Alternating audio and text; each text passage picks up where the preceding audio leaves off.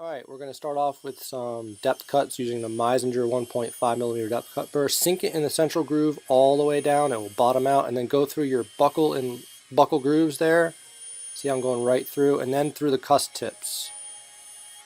And then I'm going to go same thing on lingual, through the cusp tip, through the lingual groove, and then back through the transverse ridge. So you want about 4 or 5 on each side, and then through the central groove. Smooth all those out with a football diamond real quick. Don't focus too much on having everything perfect at this point. We'll go back and do that later.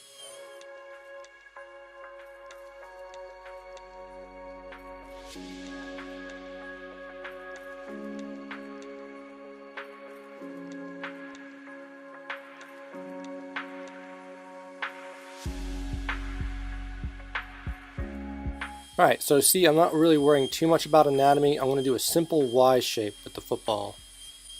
And then I'm going to re-accentuate that later. Switch to a 878K 018 chamfer diamond for heavy chamfer, and I'm not doing depth cuts on the axial walls. I think that's ridiculous. Just go ahead and start focusing on your finish line. By definition, if you hold your burr parallel to the long axis of the tooth and you give me a 1mm chamfer, it's almost impossible to under-reduce your axial wall. So I'm just focusing on my finish line here, trying to get a heavy chamfer.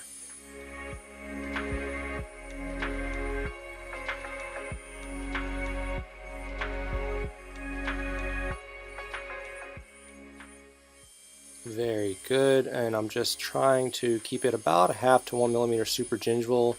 Do not hit your tissue, that's just going to be bad. And get it relatively smooth, but don't focus so much on it at this point. You're just trying to do a rough cut gross reduction right here. There you go. And so by doing this little functional cusp bevel right there at about a 45-degree angle, I'm just ensuring that later on I could keep that in my preparation. Now I'm just fine-tuning that finish line again. Okay, so the next step is going to be interproximal reduction. I'm going to switch to a 016 here because it's a little scary to take the 018 through, even though you could, because you need a heavy finish line all the way through. And you could, even with these PFM preps, so with your gold you were so worried about having a heavy margin on the interproximal, you could keep a pretty heavy margin, about a 1mm chamfer on these PFM preps until about the line angle of the lingual. So right about there you start to transition to a light chamfer. And you're going to use that same 016 to do the lingual cuts.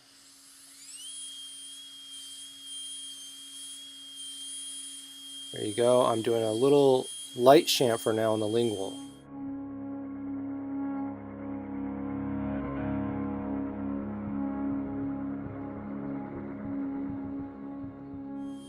And I'm trying to blend that light chamfer in with the heavy chamfer right about the corner line angle of the lingual.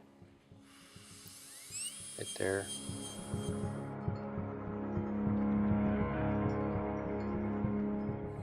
So now I'm going to do a Y. Here you go, lingual groove, 2 buckle grooves right there, little Y shape.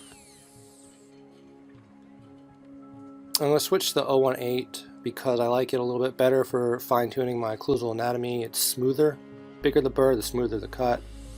Now I'm going to add triangular fossas and transverse ridges a little bit, very subtly. You don't want to go crazy. And you definitely don't want to do all this for an all ceramic prep. This is mainly a porcelain fused to metal.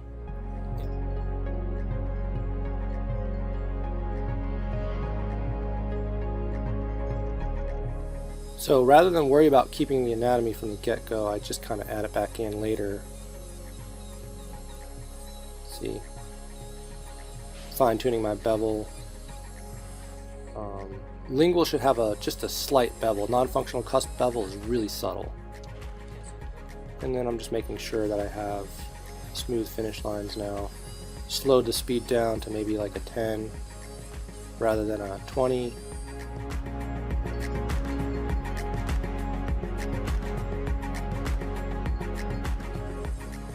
groove.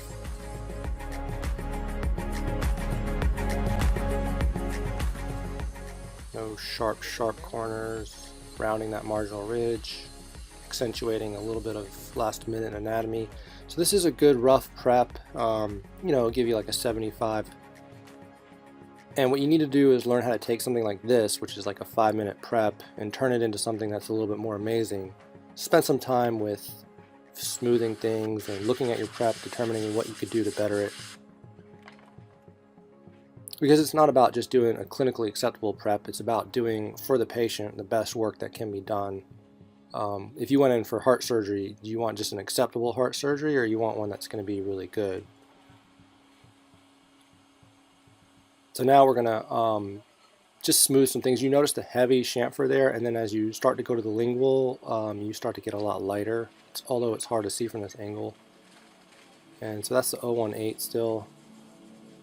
And I'm just going to smooth some things. You don't have to. I'm just adding a little bit of delineation for that distal buccal cusp. I'm just kind of, it's on slow, a little slower speed here.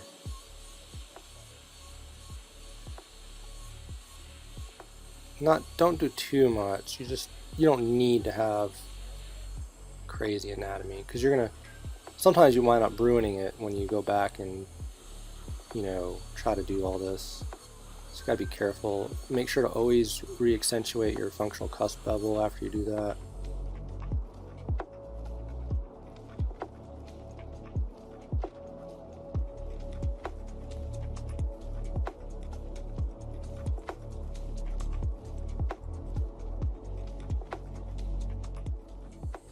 Alright, so we are going to, now after we finish smoothing the occlusal, making sure there's no weird lumps that don't belong and sharp little grooves, we're going to accentuate that finish line.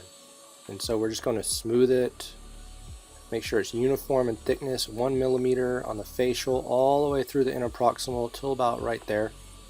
Now we're going to transition to a light finish line, a 0.5 millimeter gold margin. Maybe we could turn the camera so we could see that.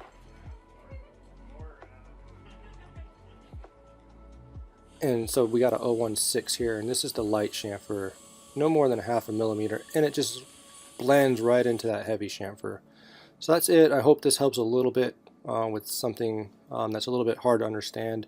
And if you have any questions, just email me, and I'll be glad to sit down with you also and help you out one-on-one.